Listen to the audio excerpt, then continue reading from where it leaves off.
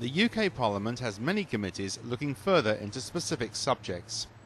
This time the Foreign Affairs Group, made up of politicians from all major parties, was addressing human rights.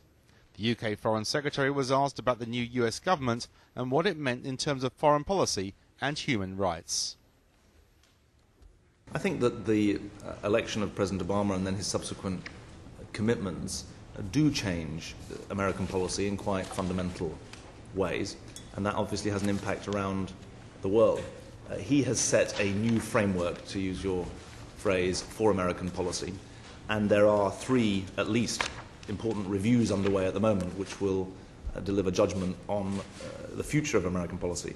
I think it's important to say from our point of view that our twin commitments to safeguarding the rights of British citizens on the one hand and safeguarding their security on the other have a very clear framework.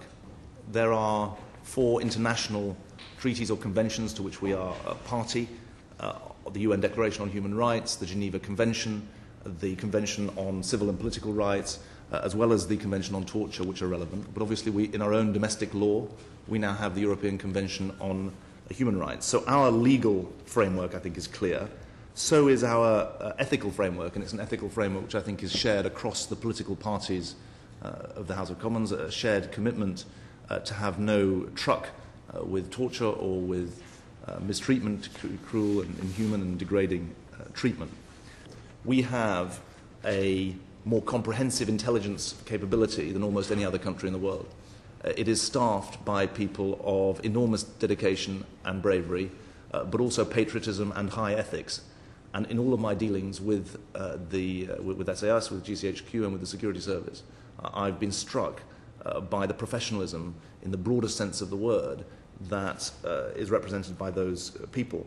And they hold themselves to very high standards, and standards of which the country would be proud. Secondly, I think it's worth reiterating that there's no equivocation about the government's position in respect of torture. We abhor torture. We will not cooperate or collude with it. And in line with our international commitments, we are honour bound not just to avoid wrongdoing ourselves, but also to try to reduce and, if possible, eliminate the use of cruel or inhuman treatment or torture around the world.